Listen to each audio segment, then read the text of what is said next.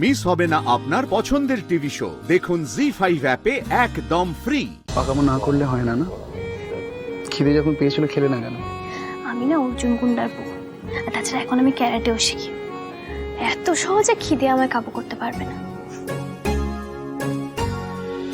কিন্তু প্রথম বছর খেয়ে জল ঢালতে হয়, এটা তিতলি সত্যি জেনে বলল নাকি আমাকে সবার সামনে বিপদে ফেলার জন্য বলল?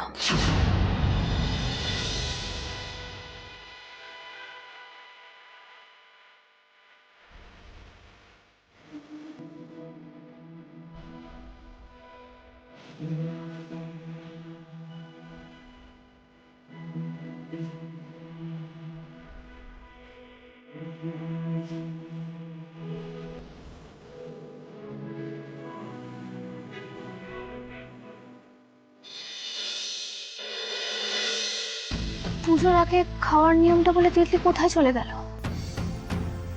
ভিতরে তো দেখতে পাচ্ছি না। কেন করলো আমার সাথে এরকম? এখানে তো নেই, একবার বাইরে গিয়ে দেখি।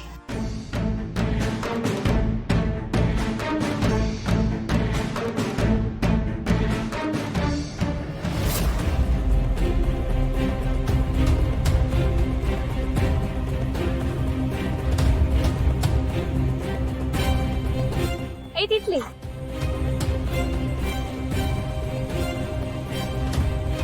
এই তিতলি, তুমি এটা কি করছো? এক পা তুলে দাঁড়িয়ে।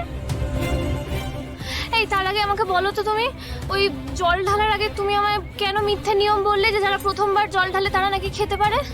আরে বাবা, আমি তো যারা খেয়ে জল ঢালছে তাদের থেকে জেনে শুনে ভালোভাবেই তোমায় বলেছিলাম। খুব বকা খেয়েছো।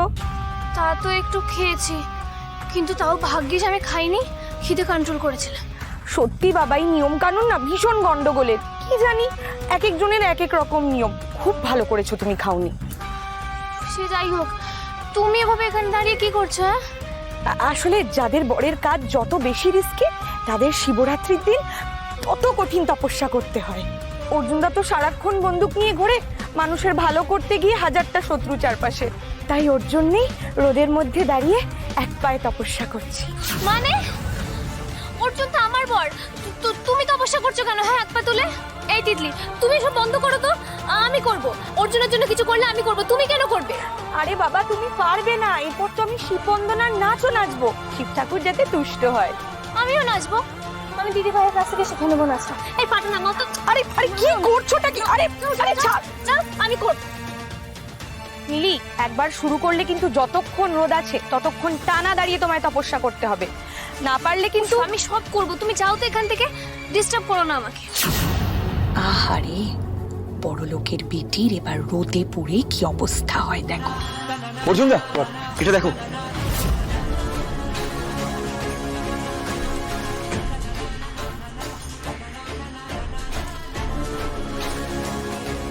পেরেছি, আমরা পেরেছি। মিলি স্টেজ থেকে নামলেই মিলিকে খবরটা দিতে হবে। যতই কষ্ট হোক, ডান্সটা আমায় কমপ্লিট করতেই হবে, নয়তো অর্জুনের অমঙ্গল হবে। প্লিজ ঠাকুর, আমার শক্তি দাও। জি5 ডাউনলোড করুন আর সব এপিসোড দেখুন একদম ফ্রি।